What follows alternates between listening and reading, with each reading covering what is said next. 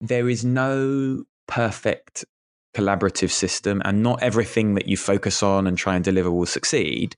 So get really good at looking back what's worked, what's not worked, and rather than seeing what's worked and what's not worked as a sign of you either succeeding or failing, see it as a lesson about the system. And this is baked into systems like Agile and design thinking, where the retrospective is a really important part of any kind of project process. So I would say that if you want to get good at collaboration, you need to get really good at retrospectives, like looking back on stuff that's gone well and badly, and celebrating the stuff that's really worked, and really trying to draw out the lessons. Welcome to the HR L&D podcast with your host, Nick Day. Tune in to discover what it takes to truly develop within human resources as we delve deep into growth, engagement, and leadership strategies that will help you unlock the hidden potential within your business. By listening to this podcast, we hope to empower you and your workforce towards achieving significant HR organizational success.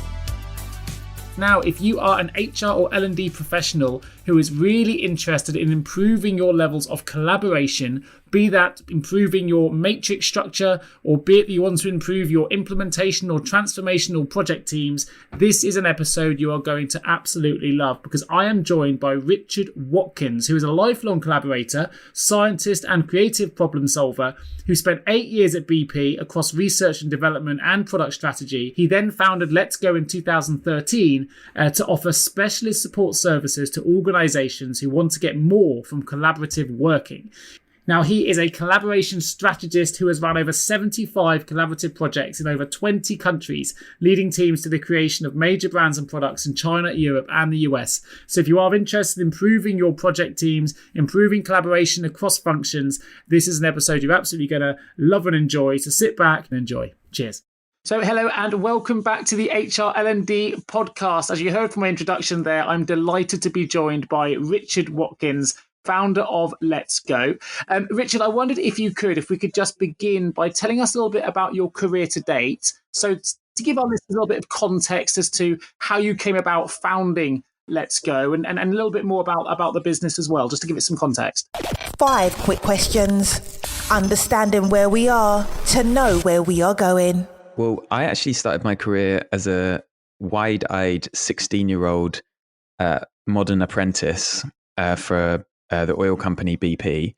And so I actually started working in laboratories at big BP research centre in West London.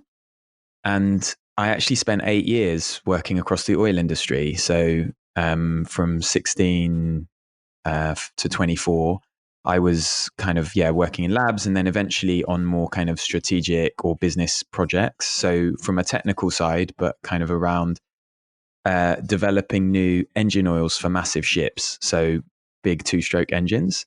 And so I started my career, and then I got a chemistry degree while I was doing that. So really in applied chemistry and R&D.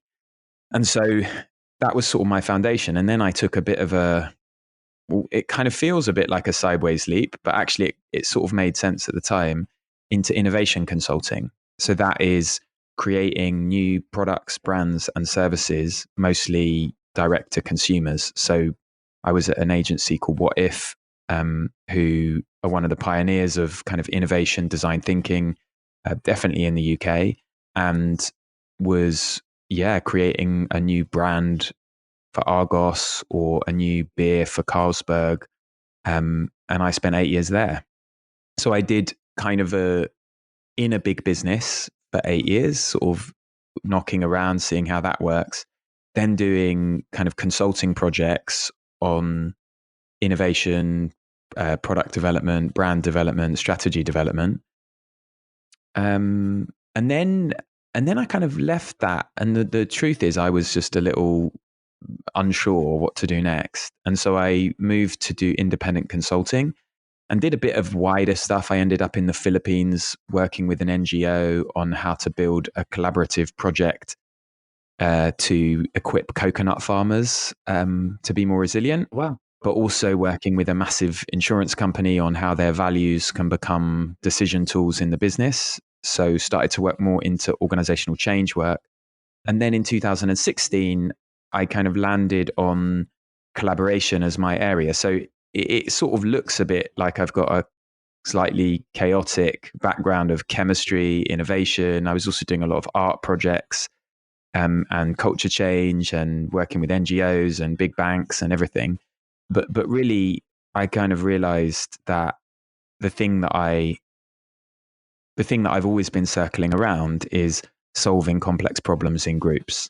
And I saw that increasingly that's a need in pretty much every business that I've worked with. How do we solve complex problems collaboratively, working across boundaries? And so basically that became my focus point, and Let's Go was born out of that. And then we grew the team, and then now working more with associates. And so since 2016, I've been working with organizations on how do we make sense of collaboration, and how do we make collaboration work for the business, and how do we equip leaders to work collaboratively, but also how do we build collaborative teams and help organizations be designed so that they support collaboration. Excellent. Fantastic. That gives us some really good context and something really relevant for our listener group. Being HR professionals, you mentioned some aspects of an HR professional that's going to deliberately, or what should I say, it's going to touch upon. So things like cultural change, you mentioned, certainly organizational development. Yeah. And on your website, you state that sort of around the world and across industries, people are, and in your words, are crying out for better ways of working together. So with that in mind, if I'm an HR leader listening to this now, who perhaps works in quite a complex matrixed organization, or certainly global these days as we move into real global communication strategies now with technology improving as well. What what approaches would you recommend to leaders, teams and organizations to help them make sense of collaboration so they can improve the ways that they're currently working together? Yeah, I mean, I guess the first thing I would say is just to kind of recognize that this is an area in which you need to build skill. And both as an HR professional, I think I think HR is probably one of the best examples of having to work collaboratively across the organization and supporting the collaboration in leadership teams that they support and across the business. So I think HR is really well placed to be a voice for better collaboration. But I think, the first step is just to realize this is something that you can't just leave to chance. I think that's most of it. The thing is, if I'll just frame it, collaboration is just getting things done in groups. And whereas in traditional, like getting things done in an organization, we think very much about team structures. But collaboration is saying, well, hang on, don't think about the team structure. Think about what you're trying to get done and then who needs to be involved. And so that might be within a team structure, but often and increasingly it's not. And so it's realizing that if you just leave that to chance, everyone's all right at collaboration. Everyone can do it. It's just working with others. And we do that all the time. We're born in groups, we live in groups, and pretty much everything we ever achieve is in groups. But realizing that our kind of, if we just bumble along with it, then the chances are we'll pick up some great habits and some probably difficult habits that get in our way. And so this is an area that we can focus on, and we can build our own skill in, and we can also build the skill of the organization. So if we reverse engineer it then, what do you see within organizations that perhaps they're getting wrong when it comes to collaboration? So you must work with a lot of companies, and immediately you may be able to see some telltale signs that actually things can be improved here. What are the things we should be looking for? Well, I mean, I think on the surface level, there's lots of obvious things that probably everyone in an HR role already sees. So people working in silos, people defending their patch, people not getting to know other parts of the business, or not taking on board what different teams the truth is, in a complex organization, different teams have different priorities, and sometimes they map really nicely together and sometimes they pull in slightly different directions. In collaboration, you have to recognize that the other people's direction and motivation is valid, and you're trying to work with it rather than against it. So you're not trying to decide whether the HR team or the strategy team is correct. you're trying to say, well, the strategy team clearly have some priorities. The HR team clearly have some priorities. And if we're going to work together, we need to kind of take into account everyone's priorities and find a way that works for all of us. And so I think at a kind of basic level, that's what's kind of needed. And then another big thing I think that we get wrong about collaboration is we've sort of grown up, most of our organizations have grown up in the industrial age. And like we've got 1980s business schools, or the ideas born in 1980s business schools, guiding a lot of how we work. A lot of this is built on the idea that the organization is a kind of machine, right? We can separate the different parts, we can optimize the different parts, and that makes the overall machine work. And if there's a problem in an organization, like maybe there's some difficulty or challenge or a really difficult conversation we need, the system can be optimized and perfected so that doesn't happen. That's like the traditional idea of our organizations. And if you like, there's a machine metaphor going on. Now, what I would say is that as we become more of a matrixed organization, it's too complicated to figure out where all the machine-like bits go. And a better way to think of our organization is more like a forest or a garden. That is a complex ecosystem of interrelated forces where the weather and the seasons are going to massively affect how we work. And we need to stop thinking that when things are messy or ambiguous, that's a sign that something's gone wrong. Because in collaboration, it's normal for things to be difficult, a bit complex, a bit ambiguous. And the work of leaders and HR professionals, but also kind of wider in the organization, is to be able to handle that and work with the things a bit rather than try and clean everything up. So collaboration can be thought of in cleaner ways, but what we can't do is get to a stage where we have this perfected organizational collaboration. And so I think that ends up meaning that people, when I talk to leaders, they're often quite disheartened about how they're collaborating. But when you dig into it, sometimes it's normal for there to be some complexity and ambiguity. So no one out there, and all the people I talk to, no one's going, we're great at collaboration. But the truth is, you don't need to be perfect at collaboration. You just need to be good enough. And actually, one of the things that I think organizations and leaders can do is realize that it is a bit of a mess, and that's not a bug, that's a feature of working across boundaries. That kind of throws up three different questions. Just listening to what you've said there, and I'm a bit of a visual learner, so I create pictures in my mind. One of them is you mentioned the forest. So if you think of a forest ecosystem, there are some ugly things within that, whether it's an owl eating a mouse or whatever it is, but you need those things to happen for the full forestry ecosystem to work well. So I guess my image of that is saying, okay, so there are messy elements, but that doesn't necessarily mean collaboration isn't working, because you need those elements to come to the surface in order to manage them. But one thing I thought was interesting is at the start of your answer, in line with this ecosystem piece, is you said that collaboration is about groups. We live in groups, and we're collaborating all the time. And we're seeing a lot more business now take the matrix route, because it allows companies to really leverage expertise in smaller groups. So whilst they're collaborating better, potentially matrixed organizations, it does also make them more siloed. So are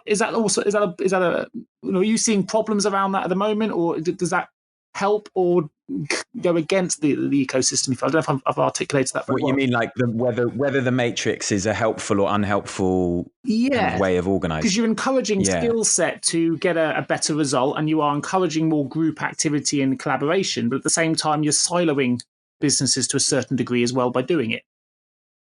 Yeah, and also I guess people are then being a bit torn. Let's say you're an HR business partner and you've got two different routes of reporting, right? You've got into the HR function and into the organization, and it can mean that you're pulled in more than one direction.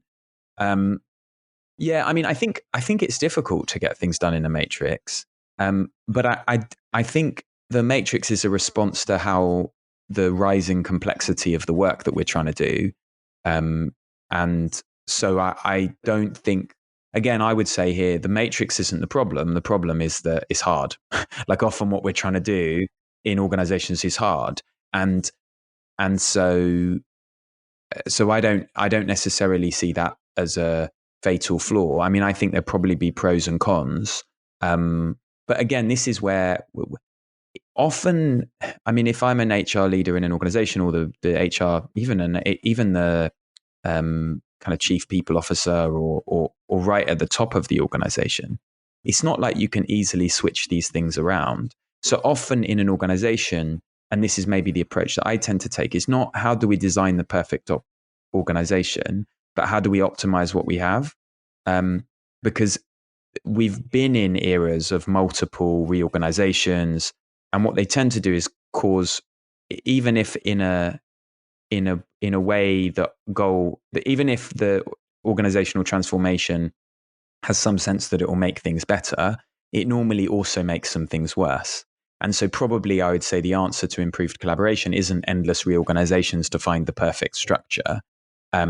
It's probably working with what you have and seeing what you can optimize. And I think there are some really clear jobs you can do to make collaboration work better in any system, whether it's a matrix or not a matrix.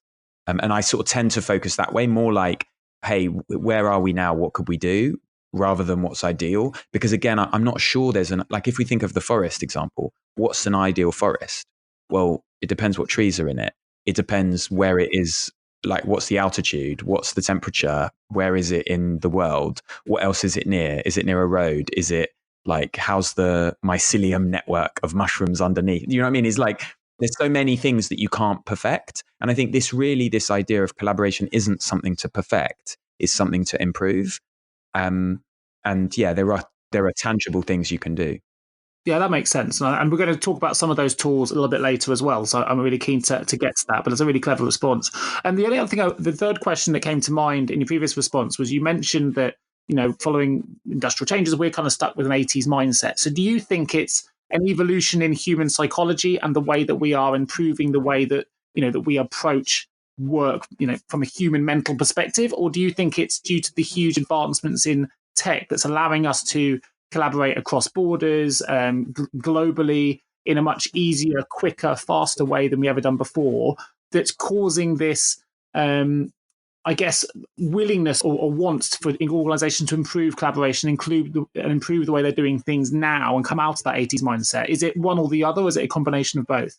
Yeah, I mean, what do you think? Tech related, I think, because I think tech forces us to address the ways that we communicate in a different way. So I'd probably put my hat more on the tech side, but I'd also think the way that we view the profession at the moment, certainly from an HR perspective, that the human psychology piece is definitely having an impact, but I think it's driven more by tech. Yeah, I mean, I think I wouldn't make a pronouncement of where I think it is. I would say all of those things that you've said are going on. And I think there is something about raising our, I think what's in an old world where things were really clear, right? And things were more delineated between teams, like tasks, all of that. And we could do annual planning cycles and they worked. Like, I think there's a new type of way of thinking that you need, or a more awareness that you need now. So I think the rise, if we look at like what's big in leadership development, resilience, empathy, building strong networks, creativity, design thinking, agile type approaches, changing the way we even think about how we approach problem solving. I think all of these are essentially new ways. There's a higher level in which we need to not only do the work, but think about how we do the work, because it isn't sort of as obvious always. So I think there is on leaders, and again, this would apply to in HR, but like leaders across an organization need to be thinking both about what to do, but also how to do it. And in the end, that's really where I think collaboration is part of that. Like, how do we collaborate? Okay, who's the right group to gather around this problem? Okay, are we all in the same location? And if not, how do we make sure we build relationships across a dispersed team? How often should we meet? When should we get together? Like, what does a successful outcome here look like? What's our resource constraints? What other constraints are we operating in under this? So all of these questions are almost like having to figure out how we're going to approach a problem, as well as what as well as what the result we need is. So I think that's maybe that applies to when you were saying like an evolution in consciousness or psychology. I think there is a bit of that, but then again, I'm completely with you. Like the technological changes. I mean, even the fact that, I don't know, Facebook Workplace or Yammer or any of these, Slack or any of these more chat channels, make the ability to get quick input from people really far away from us. They kind of enable new kinds of behaviors and also new kinds of challenges with that. I'd agree, but I think sometimes with tech as well, it makes us less capable or less thorough in the way that we collaborate, and we, sometimes face-to-face contact, you can get a lot more information than you can on a quick WhatsApp chat. But so one thing I want to touch upon then, before we get to that stage, and you've just given some really strong strategic type questions perhaps businesses could be asking of themselves to improve things. So the two things I'd like to understand is, number one is, when should we collaborate and when should we not collaborate? And number two, sort of following on from that, because you've given some wider context of the strategic questions, but as an individual, if I'm an HR professional listening to this now, I'd also like to know how, as an individual, how can I get better personally at collaboration? That's kind of the second question. So if we can start with, when should we collaborate and when should we not? Yeah, I think this is a really important one, because sometimes collaboration gets used as almost like some sort of universal good thing, like more collaboration is better. And that isn't true. I feel like already, if we look at organizations, they're feeling overwhelmed with the amount of work they have to do. And also in a world where collaboration sometimes sounds like, hey, have more meetings, people already have enough meetings. And so I think if collaboration is getting things done in groups, I think an important way to think about is, okay, what's important enough and complex enough and really needs alignment across multiple perspectives in order to kind of warrant us investing time in collaboration. Because I think there are lots of things that honestly we should just get on with. And there's in some organizations, there's a tendency to almost be afraid that someone will be upset if they're not involved, and therefore we over involve everyone in everything. So I think one of the skills we need, or one of the things we need to do, is be able to tolerate the fact that, again, we're in a forest, not a machine. So actually, sometimes we need to tolerate the fact that we're not always going to get invited to everything we wish we were invited to. And also, we're not always going to invite everyone to things that they would want to be in an ideal world invited to. And so there's a little bit of tolerating that. And one of the, back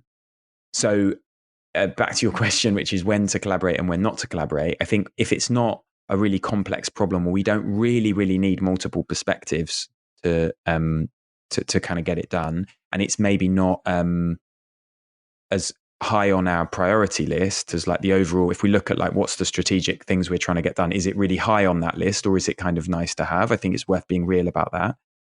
And then one of the things that when I'm talking to organizations do, is I say it's worth embracing the fact that there are other really good ways of working across an organization. So there's one type of thing that we do in organizations a lot that we sometimes call collaboration, but isn't. It's selling. It's like, I've got a great idea and I want you to get on board with it. And so sometimes the tendency is we think, well, it's better to collaborate, right? So we invite people to lots of workshops and meetings and conversations about what we should do, when actually we have an agenda and we're pretty sure what we should do already. So I think if you already know the thing you want to do, inviting lots of people to a long kind of collaboration process is actually kind of wasting everyone's time. And you'd be better off admitting that you just have a perspective and that you want to sell it in. And so I think that is an interesting distinction, like selling and collaboration. And another one that probably the other main one I would say is sometimes we're not collaborating, we're negotiating. So let's say me and you run different parts of the organization and we have fundamentally different objectives. Like maybe I'm the IT team and you're exploring some kind of IT outsourcing. And I know that's going to hurt some of the people that work for me, so I don't want it to happen. You do want it to happen because you think it's going to save some cost or something like this. We'd be better off admitting that what we're in is a negotiation where we're hoping to find something that we can both live with. And actually, we might come with something that has some sadness for both of us, some compromises or some difficulties. And so I think knowing that sometimes you're there to sell, sometimes you're there to negotiate, and then, of course, sometimes you're there to collaborate.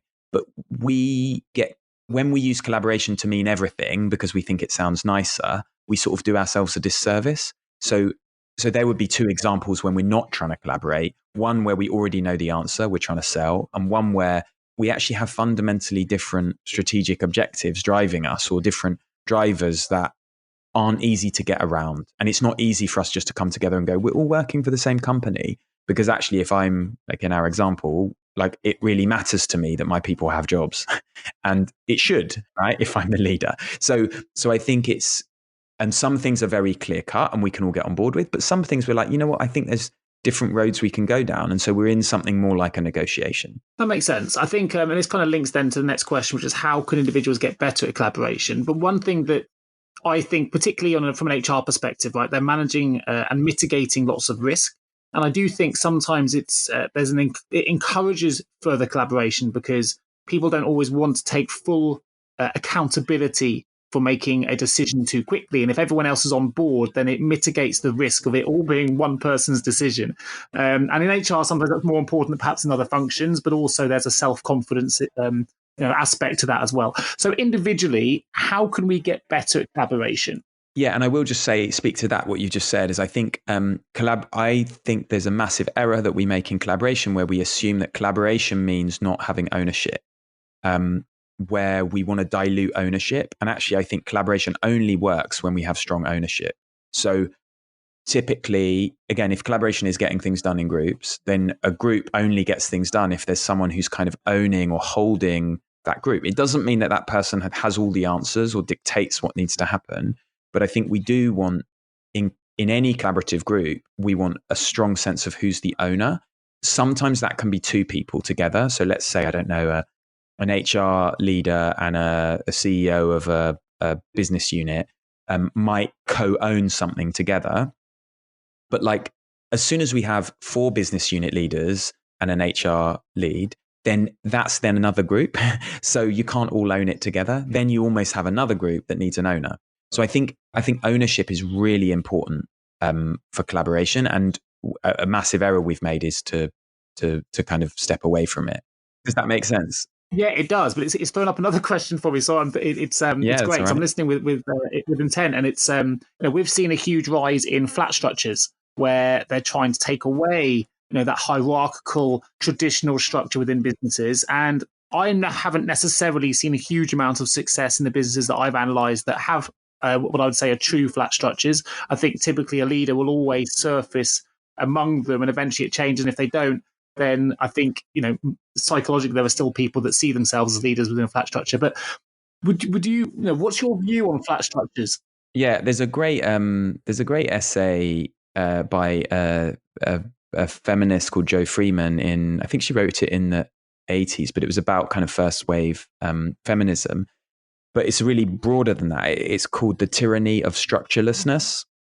And it talks about how actually what emerges in a structureless community, and she was talking about the women's movement, but is essentially when power, because power always exists and power always exists in groups. But if the power isn't transparent, like as in, I don't know, elections, hierarchy, then basically there's 2 ways in which power moves. One is through what she calls stars, which is basically like charismatic individuals who take on leadership. And the other is through elites. And what she means by that is kind of cliques or relational groups. Let's say me and you have been working together for 10 years, and we've got a few colleagues who've been with us for 10 years. The new kid won't get a say in because our relationship is where power exists, because everything's flat, right? So, and I think you see this in flat organizations where it's either very strong charisma or cliques. Now, the danger of that is that they're not good ways of power moving, and certainly power can get very corrupt in those systems. So I think it's really healthy to speak about who is the owner in a situation. I think the overall flattening of structures sometimes has great benefits because it kind of cuts out bureaucracy. But I think we shouldn't use the lack of hierarchy to mean the lack of accountability or ownership, and we should be clear about who is the owner. A good example of this is in the RAF. So let's say you've got a pilot and a co-pilot in the RAF, and in fact, I was talking to someone in the RAF the other day, and they were saying they're like 2 ranks above them is someone who's 2 ranks above them is currently their co-pilot, because they're flying a particular kind of plane that they have expertise in. So even though they're much more junior than their co-pilot, so when they're flying, their co-pilot answers to them. But out in the world, their co-pilot can give them loads of advice for their career and help them with loads of things, because they're much more experienced. And I think this is a good analogy for business. It's like we need to be clear on ownership, and ownership doesn't always mean hierarchy. So let's say we've got a project, the person who owns it isn't necessarily the most senior person in the room. And I think that's a great example of collaboration, when we can be clear that says, okay, Sarah owns this, even though Jennifer's her boss's boss and is involved.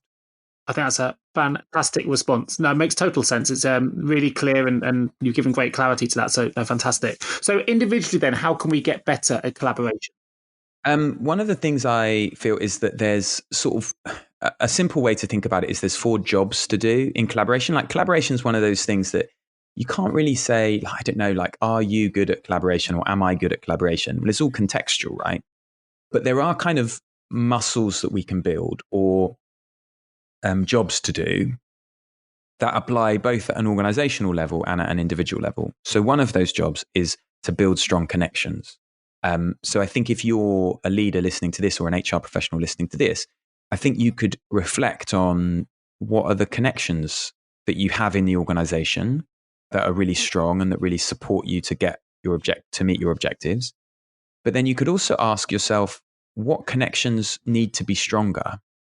Because building connections, that is knowing who's who, but also kind of deepening trust and vulnerability and kind of relationship, is a kind of job you need to do.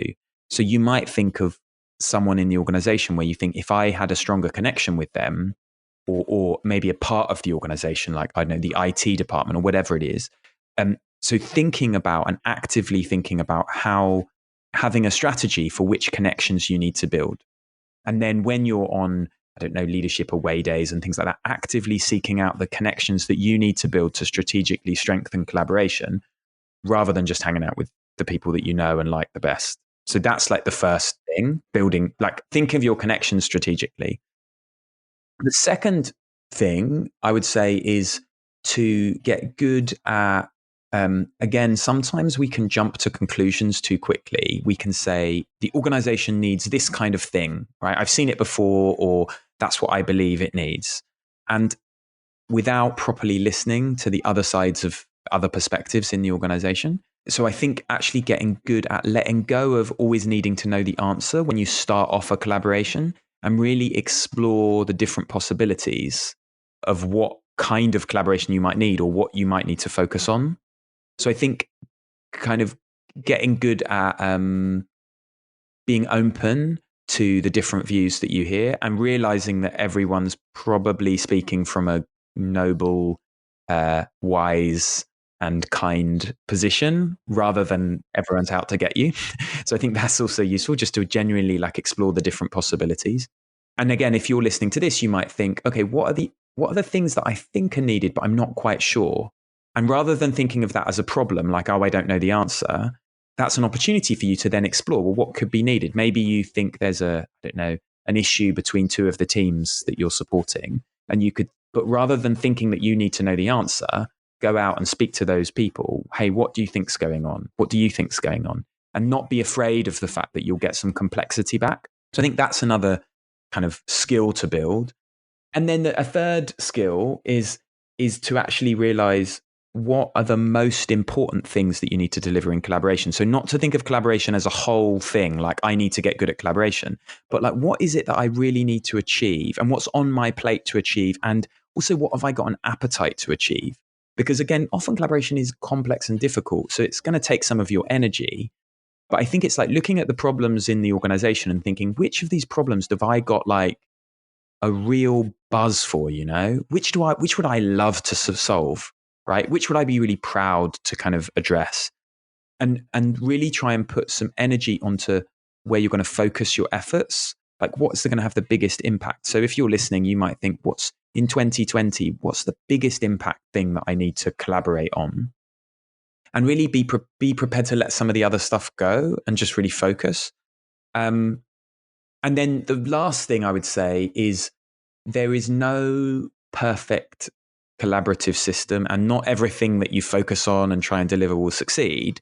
So get really good at looking back what's worked, what's not worked, and rather than seeing what's worked and what's not worked as a sign of you either succeeding or failing, see it as a lesson about the system. And this is baked into systems like Agile and design thinking, where the retrospective is a really important part of any kind of project process. So I would say that if you want to get good at collaboration, you need to get really good at retrospectives, like looking back on stuff that's gone well and badly, and celebrating the stuff that's really worked, and really trying to draw out the lessons. Like, let's say, I don't know, you tried to do this project with IT and it didn't really work. They didn't create the space for what you wanted. There was a lot of resistance.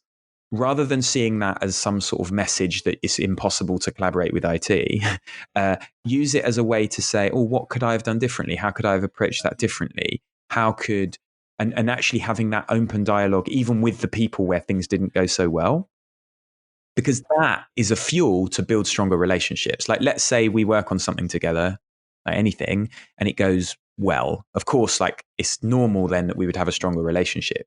But actually, often a way to get an even stronger relationship is if we've worked on something and it hasn't gone so well, if we're brave enough to have that honest conversation with each other about what didn't work and where maybe maybe I made some choices that weren't helpful. Maybe you made some choices that weren't helpful. Maybe it was nothing to do with either of us, and it was something about the context. We were given a poison chalice or whatever. But if we can have a proper diagnostic conversation about that, a proper feedback, actually our relationship is even stronger next time.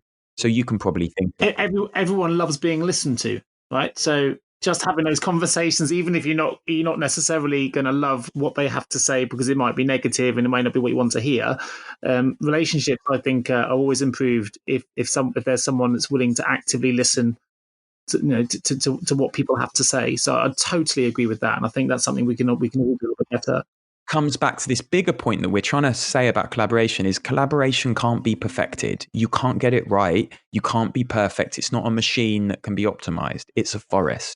There's always an owl that's going to swoop down and eat your mouse, and that's not a sign. That's not a sign that like everything. It's just there's some lessons there, and actually maybe that there's hang on, but that's part of like the forest floor is always going to be a bit messy and mucky. But that's not a sign that it's not alive. Actually, without that messy forest floor, you don't get beautiful, tall trees towering into the sunset. Like that's part of what it is to collaborate, is to live with some complex and difficult emotions. Like in collaboration, you're going to be disappointed. You're going to have some anxiety or some doubt about what the right thing to do is. You're going to have some uncertainty, some frustration. And all of these things aren't like, they're not signs that you're getting it wrong. They're just part of it. And so one of the things we need, and this is maybe the last thing I say, is like, we really need leaders in collaboration who can really be present to what's really going on, and to be self-aware enough to recognize, oh, wow, I'm being really triggered by this situation. What can I do about and what's really needed? And maybe then it's one of the reasons why I think if you're collaborating on something and it's complex, it can be really helpful to have some informal coaching from a peer or a mentor, or have someone who can be a sounding board for you when, let's say, something's a bit more difficult. Because, and if we can be this for each other, actually that's a big part of building connections. It's the relationships, it's the advice, it's the wisdom from other people as well as from yourself. And so I think collaboration is hard to do in isolation. Like if you're tasked with collaborating, that can be quite hard. But if you can have the support networks around you, the people you can talk to, the sounding boards, the wise friends, these kind of, again, feedback is super important, both with the people you're working with, but also that's not always possible because, again, some organizations, it's not easy to have really honest conversations, but finding the people that you trust in the organization who can support you and you can support is really important. Sure, that makes great sense. And I think that's a great way to jump into a very quick advert break. But stay tuned. When we come back, we're going to find out a little bit more about Let's Go, and in particular, some of the tools that Richard can offer, including the Let's Go model, which might just help with your collaboration strategies internally. We're also going to find out a little bit more as well about how we can go about discovering the hidden conversations that sometimes exist within businesses and what we need to do to unlock those. So stay tuned. We'll be back in 2 moments. Have you ever asked yourself, how can any recruiter understand my HR recruitment challenges? Please don't give up on your hiring challenges just yet. Here at JGA HR Recruitment, we appreciate the difficulties associated with attracting, recruiting and retaining top human resources talent. We also understand just how costly a poor hire can be. JGA HR Recruitment would like to partner with you to help you overcome your hiring challenges.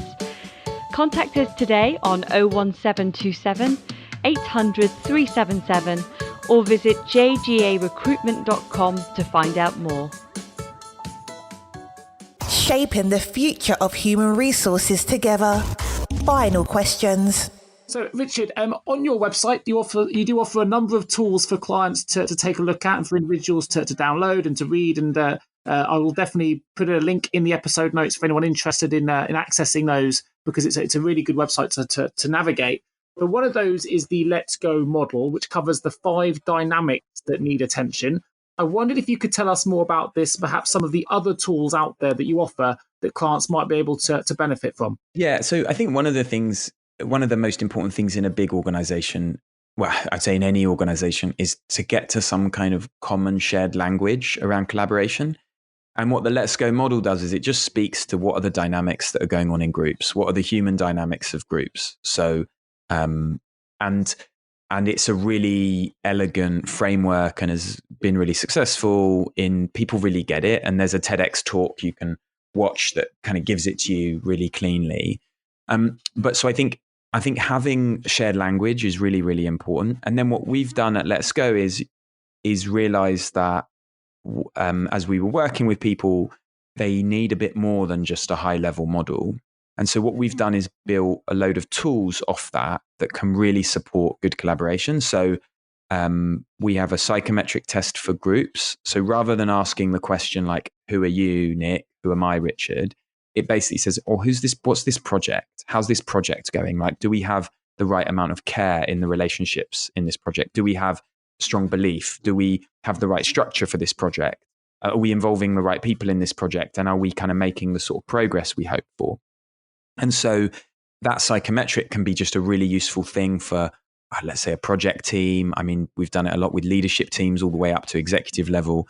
And it's a really good way of opening a conversation about team dynamics or group dynamics that is really productive and doesn't spin off in everyone using different language to say the same things. It's a really grounded conversation you can have as a group. So that's kind of one.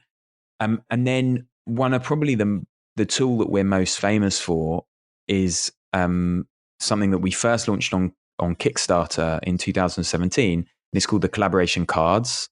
And basically it's a deck of cards that highlight 30 of the most powerful conversations that you have to have if you want to work well in teams. So conversations like, what's the future that we're going for? Or how do we build a sense of being in it together? Or how do we test ideas out in the real world? Or what's the right mix of people to get things done? So it's kind of really practical, grounded questions.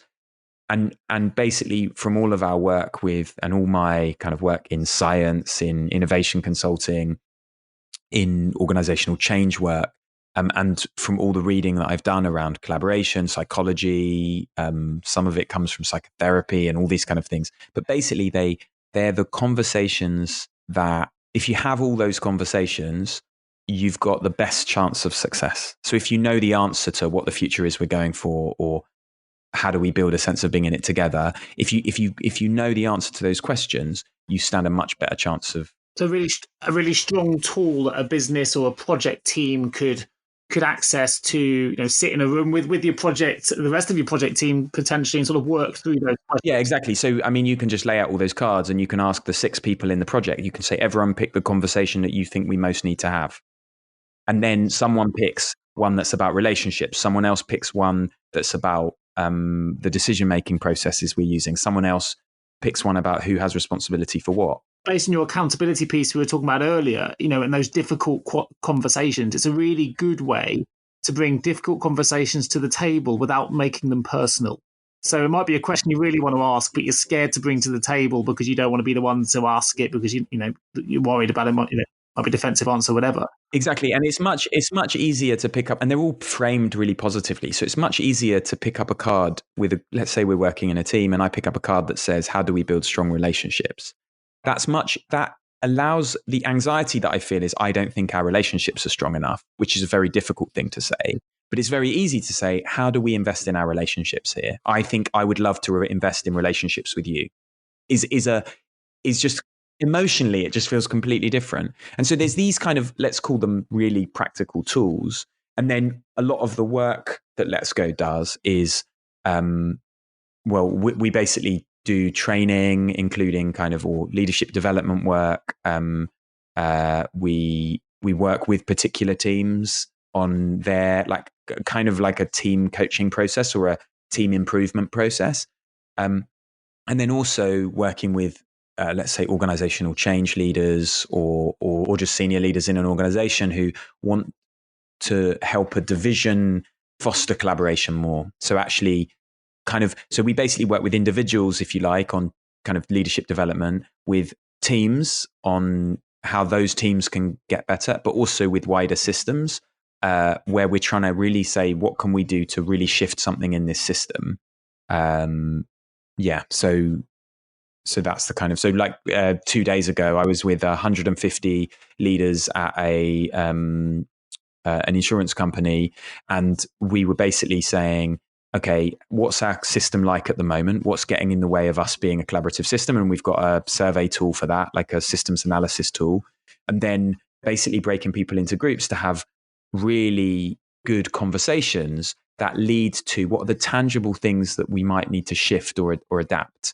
And then that all got fed back to the leadership team within those 150 leaders. And now we're looking at a few really simple initiatives that, again, aren't going to perfect collaboration, but that, like, one of them's about retrospectives and like getting better at looking back at the end of the big deals that they do and not just rushing on to the next deal. It's really simple structural change like that they can make. And then some of it's a bit more behavioral. So collaboration is one of those things where it's a real mix of, let's call it what we might traditionally call harder and softer stuff. So it is behavioral, leadership, kind of tone. That's super important.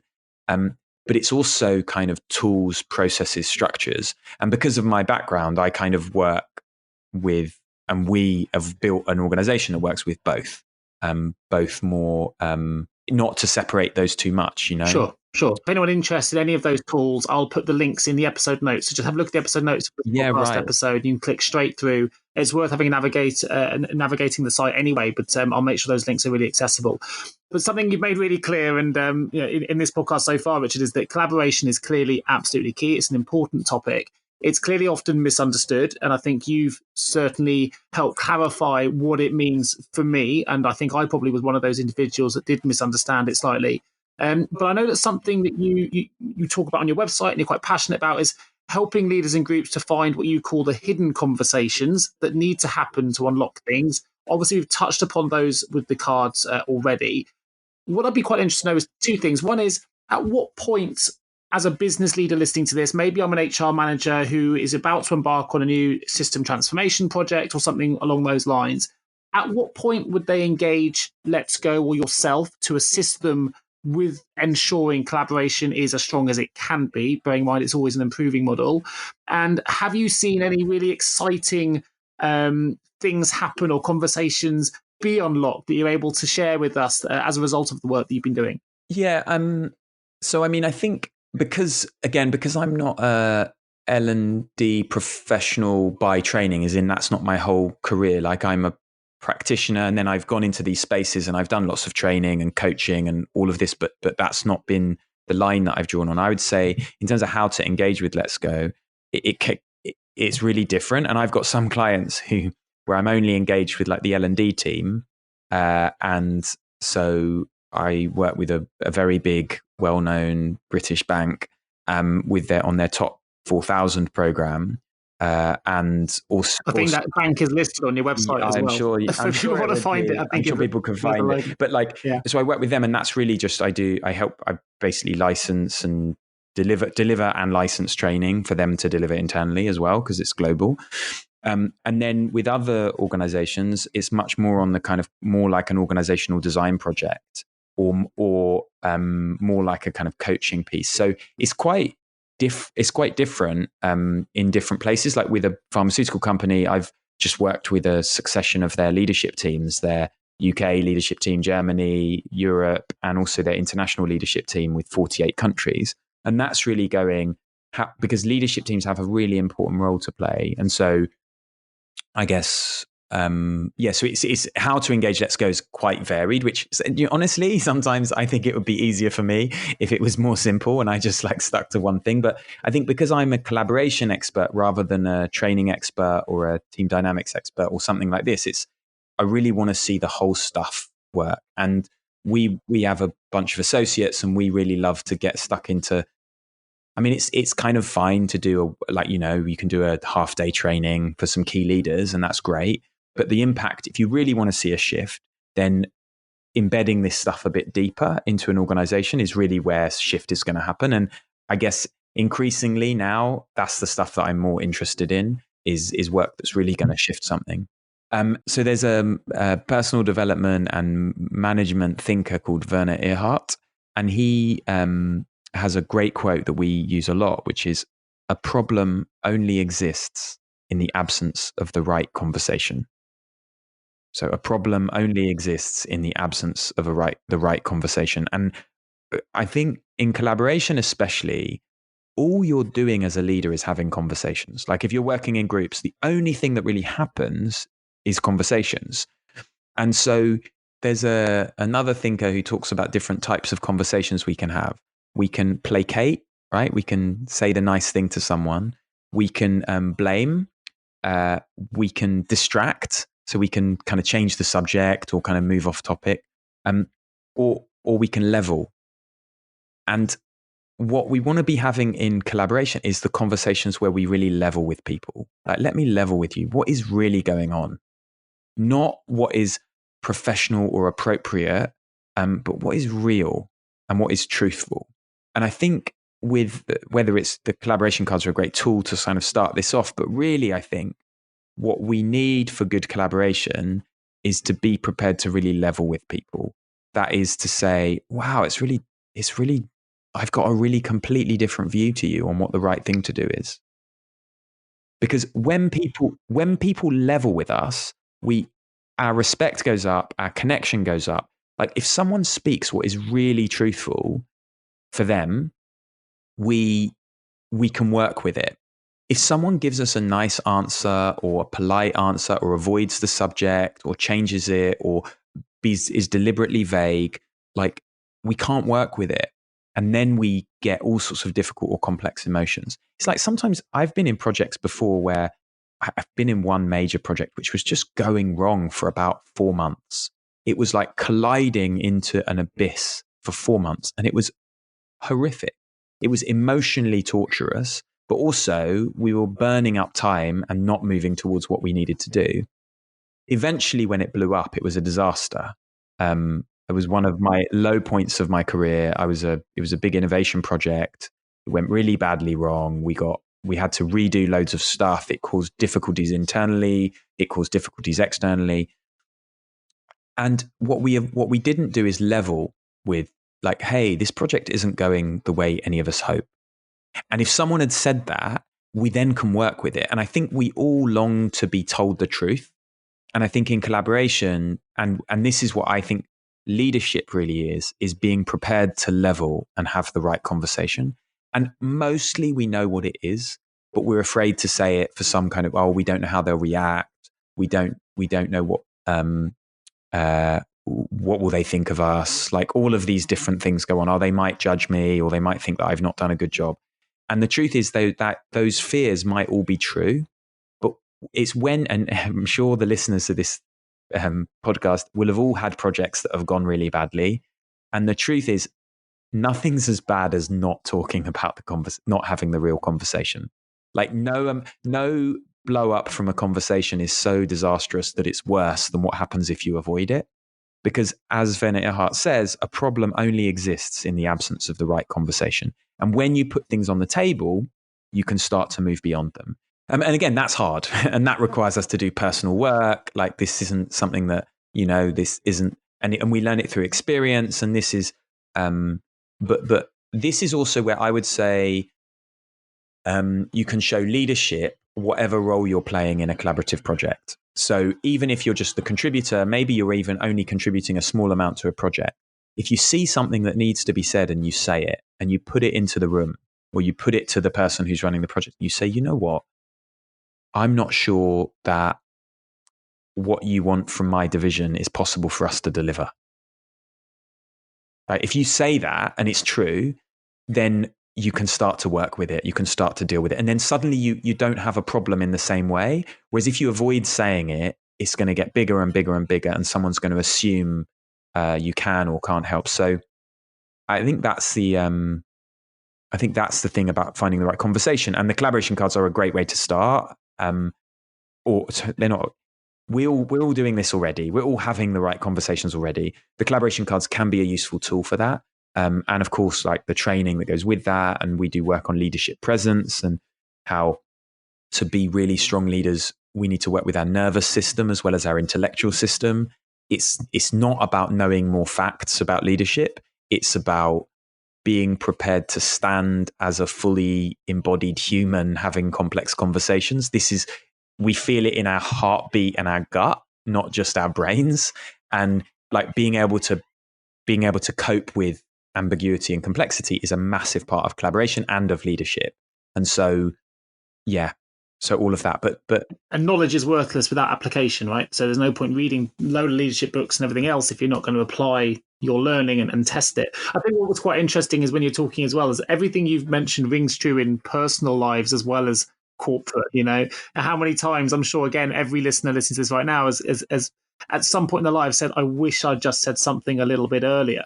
And I think psychologically we do create situations in our head that are the worst case scenarios. And actually when we confront something and challenge it, it's rarely as bad as the scenario we'd created in our minds. Because our minds always go that way. We are more risk averse than we are positive set. So the risk averse part of our brain will always make it out to be potentially a lot worse than actually the reality of the situation. And also another just simple thing to throw in is that I think of leadership as a muscle that we build, not a capability we have or don't have. And so what's good about this idea of complex conversations is you can start with the conversation that you don't feel overwhelmed by. So there are, and that might be, okay, what would it be like to start in your immediate team having more of these honest conversations? Okay, try that out. What feedback do you get? Wow, this really helps. Okay, now try it in that, with those people you've been working with a while. Okay, now try it in that really high stakes project.